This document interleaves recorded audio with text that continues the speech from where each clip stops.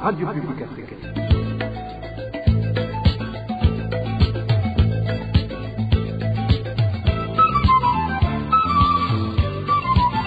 Radio Publique Africaine. Nous sommes mercredi 20 août 2025. Bonjour et bienvenue amis fidèles de la RPA à ce journal dont voici les principaux titres. Plus de 40 organisations demandent à l'ONU de prolonger le mandat du rapporteur spécial sur le Burundi afin de continuer à surveiller la situation des droits humains dans le pays. À l'occasion des 18 ans du MSD, Alexis Nduhije appelle les Burundais du monde entier à s'unir pour contrer le régime du CNDD-FDD, rappelant que, même en exil, leur avenir reste lié à celui du pays. Les réfugiés burundais en RDC vivent une grave crise après 10 mois sans aide humanitaire. Ils se sentent abandonnés et appellent la communauté internationale à agir. Et la dernière partie de ce journal sera consacrée au mini-magazine au cœur de la société qui va aborder la décision du Conseil national de la communication d'interdire une émission spéciale en synergie sur l'impact de la pénurie du carburant sur le transport. Voilà pour le sommaire. Tout de suite, le développement de ces titres. Ouvrant ce journal par la page Droits de l'homme, plus de 40 organisations burundaises, africaines et internationales ont sorti un communiqué ce 20 août 2025 appelant le Conseil des droits de l'homme de l'ONU à prolonger le mandat du rapporteur spécial sur le Burundi pour maintenir la surveillance de la situation des droits humains. Le contenu de ce communiqué avec Danny Claire et la trouve. Les organisations de défense des droits humains disent que le processus électoral commencé avec les élections législatives et communales de juin 2025 a été marqué par des violations des droits humains et des atrocités. Elles soulignent que même le risque existe pour la présidentielle de 2027, notamment en raison de l'intimidation de la population, des irrégularités et de la militarisation de la jeunesse et du parti au pouvoir, les Imbonerakure. Selon elle, 10 ans après la crise de 2015, les violations des droits humains continuent sans punition et dénoncent les exécutions illégales, les disparitions forcées, les arrestations arbitraires, la torture, les violences sexuelles et de genre, les restrictions aux libertés et les violations des droits économiques, sociaux et culturels. Toujours selon ces défenseurs des droits humains, la justice et les mécanismes de contrôle sont utilisés contre les critiques, les journalistes et les défenseurs des droits humains. Les discours de haine et les répressions contre la société civile et les médias indépendants continuent, avec notamment la détention arbitraire de la journaliste Sandra Muhoza. D'après ces organisations, la CNIDH manque d'indépendance, ce qui montre que l'impunité continue. Elle rappelle que depuis la résolution d'octobre 2024, adoptée par le Conseil des droits de l'homme pour suivre la situation au Burundi, la situation des droits humains s'est encore détériorée. Cette résolution demandait de prolonger le mandat du rapporteur spécial, de garantir l'accès au pays et la coopération des autorités et de veiller à la protection des droits humains et à la reddition des comptes. Ces organisations insistent sur le rôle du rapporteur spécial Fortuné Gaëtan Zongo pour observer les violations et faire des rapports réguliers au Conseil des droits de l'homme et à l'Assemblée générale, et demande que le Burundi coopère pleinement avec lui et avec le Haut Commissariat des Nations Unies pour les droits humains. Ces organisations signataires de cette lettre demandent au Conseil des droits de l'homme de prolonger le mandat du rapporteur et de lui permettre de continuer à observer, documenter et rapporter la situation des droits humains au Burundi. Danny Claire, il la trouve toujours en page droits de l'homme. Trouver une chambre dans la prison centrale d'Ongozi, en province de Butanyerera, est devenu un véritable casse-tête pour les détenus. Selon nos sources, certains représentants des prisonniers vendent ces chambres à des prix exorbitants, pénalisant particulièrement ceux qui ont des moyens modestes. David Claude Bananayo nous en livre les détails. La prison centrale d'Ongozi, l'un des établissements pénitentiaires les plus surpeuplés du pays, fait face à une situation alarmante qui affecte gravement les conditions de vie des détenus, notamment en termes d'accès à la nourriture, de santé et de disponibilité d'un espace pour dormir. Selon les informations recueillies, obtenir un endroit pour poser un matelas dans cette prison est devenu extrêmement difficile. Nos sources rapportent que les nouveaux détenus ou ceux transférés d'autres établissements doivent débourser entre 150 et 500 000 francs burundais pour sécuriser un espace de couchage. Plus précisément, un emplacement pour un matelas de 1,60 m est tarifé à partir de 300 000 francs burundais selon nos sources. Les détenus les plus démunis, qui constituent la majorité, sont contraints de dormir à même le sol en ciment, tandis que d'autres n'ont d'autre choix que des planches. Ces derniers doivent également s'acquitter de frais variant entre 5 000 et 30 000 francs burundais pour accéder à ces conditions précaires selon nos sources. Ce commerce illicite est orchestré par des détenus influents en collision avec certains responsables des chambres et des agents chargés de l'accueil des nouveaux prisonniers. Ces derniers se partagent les sommes collectées comme l'indiquent nos sources.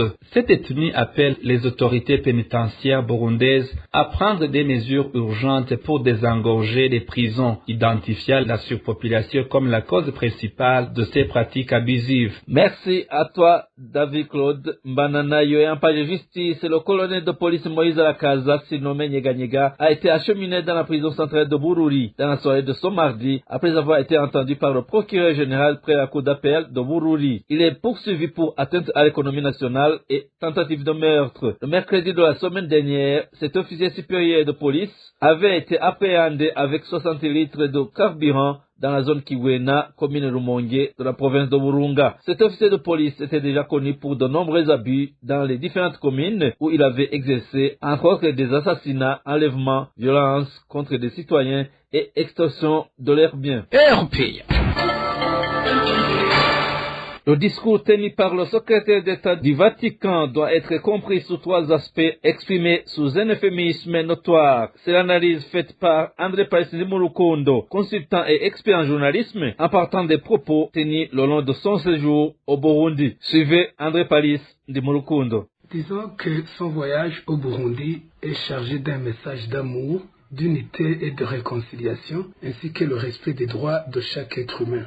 En effet, le nonce apostolique, Monseigneur Courtinet, ainsi que d'autres citoyens innocents ne devaient pas subir un tel sort. Son voyage a été une occasion aussi de rappeler aux autorités burundaises la pauvreté et les autres maux qui rongent la société burundaise, ainsi que la responsabilité, le rôle des autorités burundaises à s'atteler au redressement de la situation. Enfin, je trouve que c'est un voyage de rendre hommage aux héros de l'Église catholique, Monseigneur Courtinet, assassiné sauvagement sur son chemin de retour, et un voyage placé sous le signe du pardon. Mais pardonner ne signifie pas oublier. Raison pour laquelle il a été construit sur le lieu de son assassinat un centre de santé, disons-le un monument en sa mémoire. Parlons politique. À présent, ce mardi, la Commission Vérité et Conciliation CVR du Burundi a officiellement lancé ses activités de traitement des litiges fonciers et autres biens spoliés, conformément à la nouvelle loi du 28 mai 2024, modifiant les missions de cette commission. C'était en province de Butanyerera. À cette occasion, Pierre Claver Ndaïchalié, président de la commission, a présenté en détail les nouvelles attributions de la CVR.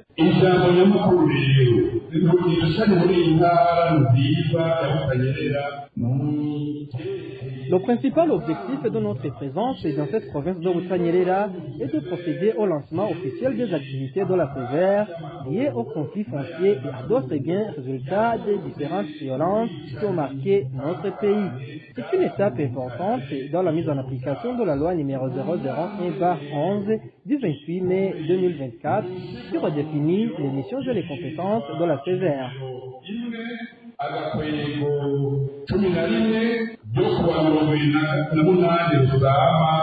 ibihumbi 2024 ritunganya gushasha imirimo n'ububasha bw'umuvisevere. Selon cette nouvelle loi, la CVR est désormais habilitée à traiter les litiges portant sur les terres et autres biens opposant soit des victimes des crises successives à d'autres citoyens, soit à l'État ou aux acteurs du secteur privé.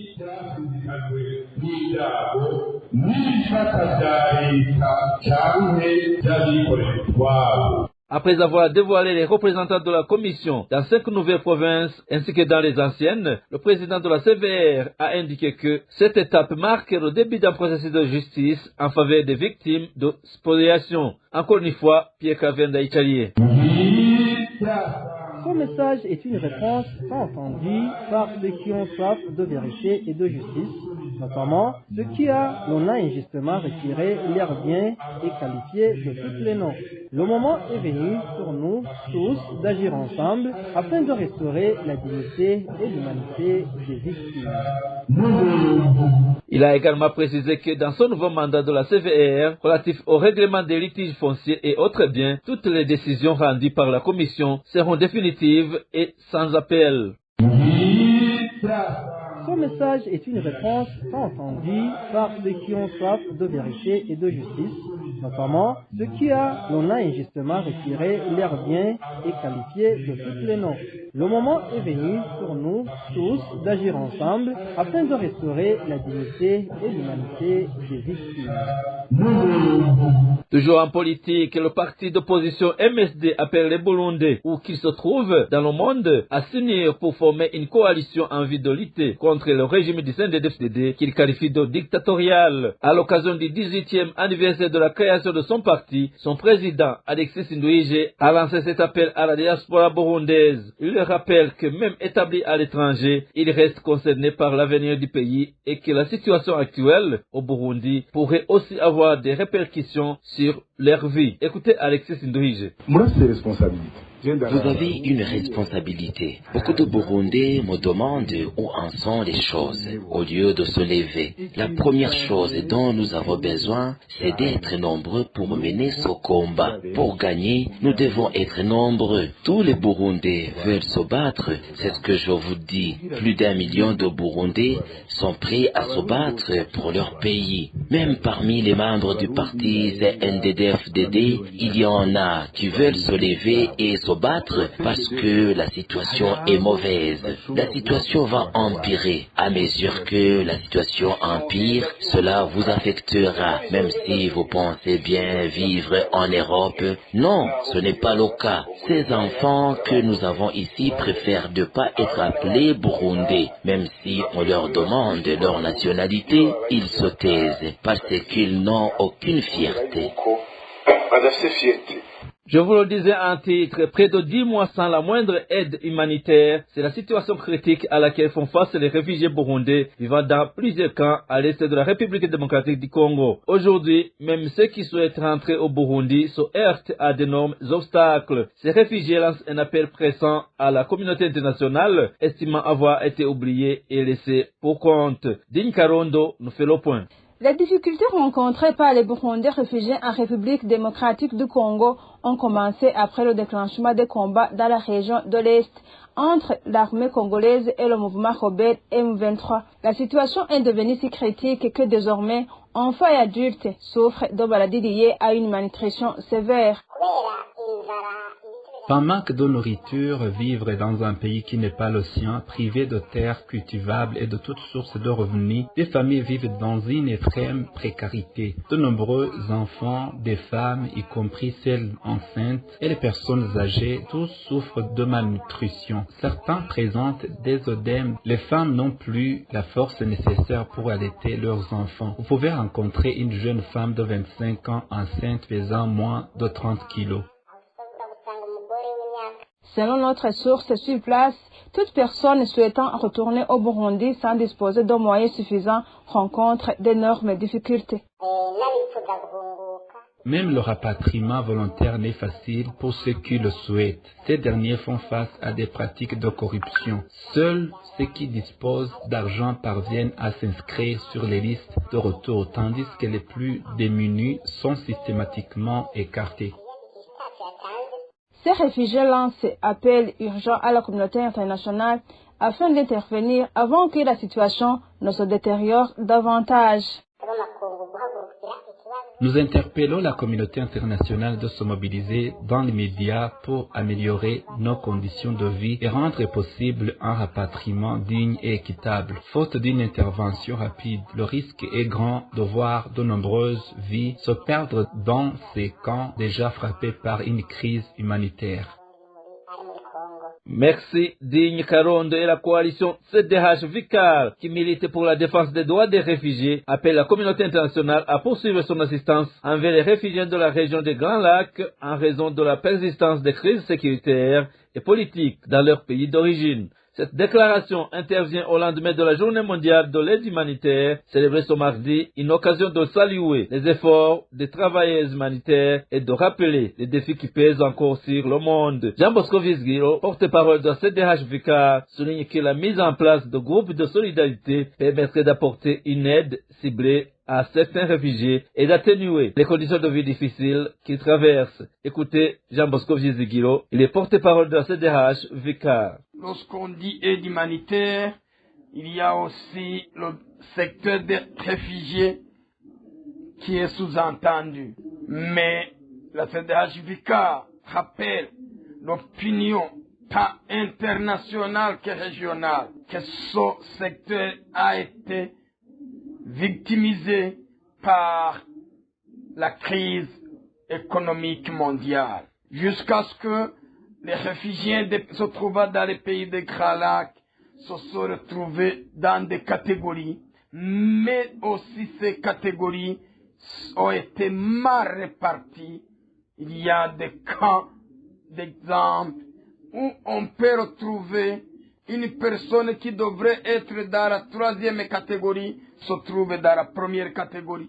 Une personne qui devrait être dans la 2e catégorie se trouve dans la 1re catégorie. Ainsi de suite. C'est dans ce contexte aussi que la CDH-Vicar lance un appel à l'aide humanitaire des réfugiés des camps de Nyarugusu, de Rusenda, de Kakuma et d'autres qui se trouvent dans ces pays de Grand Lac. Parce que et la crise, et le contexte, et l'environnement politique, tous ces facteurs ont fait des conséquences très énormes à la vie quotidienne de ces réfugiés. D'où alors, la CDH-Vicar trouve qu'il fallait aussi penser aux réfugiés les plus vulnérables. C'est l'heure de votre rendez-vous avec le mini-magazine au cœur de la société. Dans cette édition, nous revenons sur la récente décision du Conseil national de la communication qui a interdit aux médias d'organiser une émission spéciale en synergie consacrée aux conséquences de la pénurie de carburant sur le transport des personnes et des marchandises. Au cœur de la société, une émission présentée par Bonfils Nyongere. Au cœur de la société. Au cœur de la société est une émission préparée en synergie par les radios Inzamba, Agateka Kawe, Radio RPA, Idjouya Wanyagihugu, ainsi que la radio-télévision Renaissance.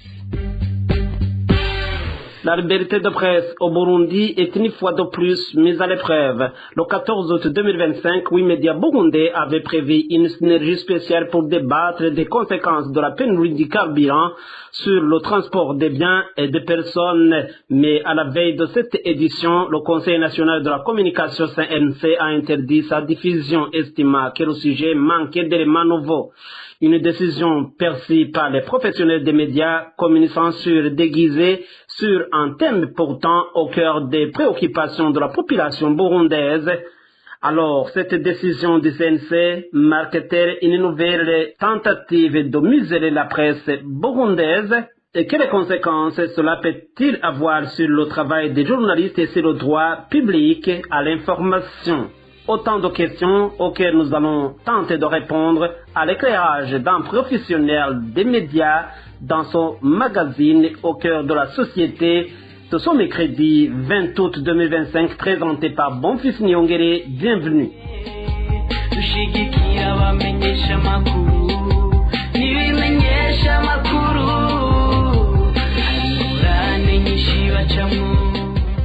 Le Conseil national de la communication CNC a récemment empêché Wimedia Burundais de s'organiser en synergie pour traiter la question des conséquences de la pénurie du carburant. Espérance Ndayizeye, présidente du CNC, estime qu'il n'y avait pas d'éléments nouveaux pouvant justifier une telle synergie. Le point avec Désiré Hatungiman. Le 14 août, Wimedia, à savoir Isanganiro FM, Bonesha FM, Rema FM, Shima FM de Rumonge, Remesha Amahoro de Kirundo, Agaseke FM de Ruyigi, Journal Iwachu et Jimbele Magazine, avaient prévu d'organiser une édition spéciale en synergie sous le thème « Conséquences de la pénurie du carburant sur le transport des personnes et des marchandises ».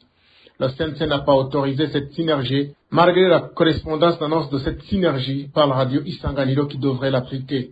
Le 12 août, à des jours de la synergie, la présidente du CNC, Espérance Ndaïzeye, a envoyé une correspondance au directeur de radio Isanganiro pour lui demander la motivation de faire une synergie sur un sujet déjà traité par ses médias respectifs.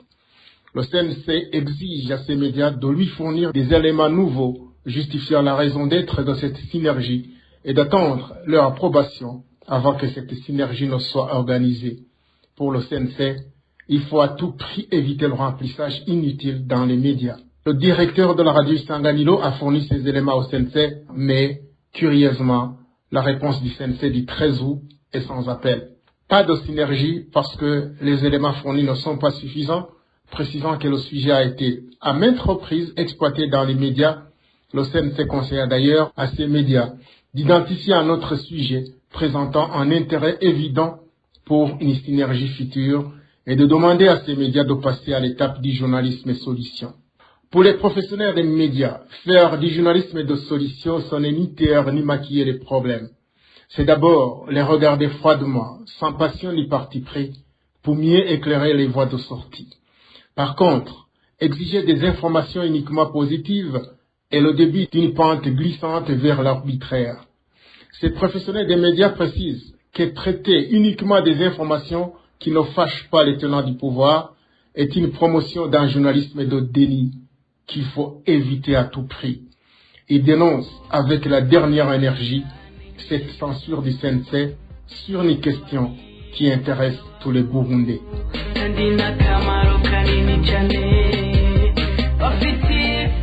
L'OFIC, le Conseil national de la communication CNC, l'organe chargé de réguler le fonctionnement des médias, interdisent aux médias de se réunir en synergie pour parler des conséquences négatives liées à la pénurie du carburant, montre que cet organe ne prend pas de décisions de manière indépendante. Il apparaît plutôt comme un instrument du pouvoir en place. Franck Kaze, journaliste burundais, critique cette attitude, affirmant que le gouvernement cherche à cacher la vérité à une population confrontée à une crise de carburant qui affecte profondément leur quotidien, notamment en matière de transport. La récente décision du CNC d'interdire 6 médias d'animer une émission sur les conséquences néfastes du manque de carburant est une honte. C'est une décision qui étonne. D'évidence, c'est une décision qui n'émane pas de ce Conseil. C'est plutôt une mesure qui a été prise par ce qu'on appelle communément en haut, ça veut dire par le pouvoir. J'ai vu sur Twitter des gens qui ont fait un commentaire en disant que par la prise de cette décision, Ndayishimiye et son pouvoir se conduisent comme l'autruche. L'autruche qui est connu comme un oiseau qui, à chaque fois qu'il y a un danger qui se présente, cache la tête sous le sable comme si ce danger n'existait pas. Ça signifie que par cette décision, Ndayishimiye et ceux qui sont au pouvoir avec lui font comme si le problème de carburant n'existait pas, comme si il n'était pas là. Mais les Burundais ne sont pas dupes. Cela prouve évidemment qu'il s'agit d'une incapacité notoire de ne pas pouvoir trouver des solutions aux problèmes qui hantent les Burundais, dont le manque de carburant, avec toutes les conséquences que l'on connaît. C'est très étonnant qu'un pouvoir refuse que des gens puissent lui faire un clin d'œil, car en refusant que les médias travaillent en montrant du doigt le vrai problème, ça veut dire que le même pouvoir n'a même pas l'intention de chercher les moyens de trouver les solutions à ce problème-là. C'est un aveu d'incapacité de gouverner tout simplement. Alors qu'Espérance Ndaïzeye a été nommé à la tête du Conseil national de la communication CNC, certains journalistes avaient nourri l'espoir que cet organe serait désormais dirigé par un professionnel du métier. Mais cet espoir s'est rapidement estompé. Franck Kaze lui demande de se détacher des considérations politiques et de se souvenir de la profession de journaliste et régie par des lois qui garantissent les droits des journalistes et assurent leur protection. On avait espéré, il y a quelques mois, avec la nomination de la présidente du Conseil, que, enfin, on avait trouvé la personne qu'il fallait à la place qu'il fallait. Malheureusement, avec la décision que son conseil vient de prendre, cela prouve qu'on s'était totalement gouré, qu'on s'était totalement trompé. Car comment peut-elle oser dire qu'il n'y a pas de nouveauté dans les conséquences du manque de carburant, alors que chaque jour qui passe est un jour qui amène de nouvelles conséquences. Aujourd'hui, personne ne peut se déplacer. Aujourd'hui, les fonctionnaires, les agents des différents services, qu'ils soient privés ou publics, ont du mal à se rendre au travail, ont du mal à aller travailler. Bientôt, c'est la rentrée scolaire. Et les parents sont aujourd'hui en train de se poser la question de savoir comment leurs enfants vont pouvoir se rendre à l'école. Sans parler d'autres conséquences naturellement, parce que le carburant on citerait pratiquement une encyclopédie de conséquences qui émanent de ce manque de carburant. Et ça, c'est très étonnant de voir qu'une professionnelle comme la présidente actuelle du CNC puisse dire qu'il n'y a pas de nouveauté dans ce secteur, dans le secteur du carburant, de par le manque du carburant et ses conséquences. Le CNC, normalement, c'est une institution qui a la première prérogative de développer les médias, d'appuyer les médias, d'appuyer les journalistes. Or, ce qu'elle fait, c'est tout à fait le contraire. Aujourd'hui, la décision du CNC, les différentes décisions du CNC vont pousser beaucoup plus les médias à avoir peur de traiter les différents sujets, surtout les sujets qui fâchent, comme le manque de carburant et ses conséquences. Et donc, le CNC aujourd'hui n'est pas en train de faire son travail. Tout ce qu'il fait, c'est de se soumettre aux décisions, aux ordres des autorités, des politiciens. Ce que, normalement, le CNC ne devrait pas faire. Il devrait agir indépendamment du regard des autorités d'en haut. Et donc, c'est vraiment dommage que le CNC se comporte de cette manière-là. Nous aimerions voir un CNC qui soit indépendant et qui prenne les décisions qui vont dans le sens de faire épanouir la presse au Burundi.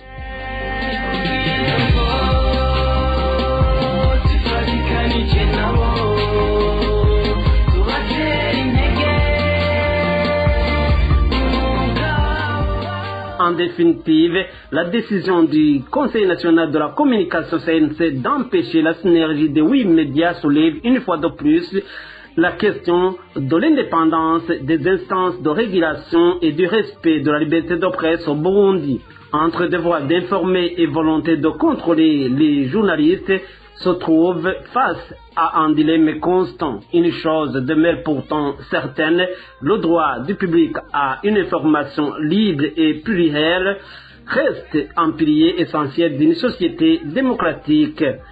C'est sur ces mots que se termine le magazine Au cœur de la société de ce mercredi qui vous était présenté par Bonfils Nyongere. Rendez-vous mercredi prochain pour un autre numéro. Au revoir.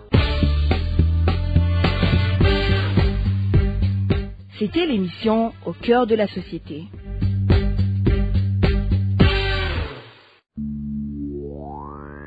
Et voilà, chers auditeurs, c'est par ici que nous clôturons le journal en français de ce mercredi 20 août 2025. Merci pour votre aimable écoute. Merci également aux équipes rédactionnelles et techniques pour leur franche et parfaite collaboration. À la présentation de ce journal, vous étiez avec Clovis Nyonzima. Passez de bons mois chez vous. Au revoir.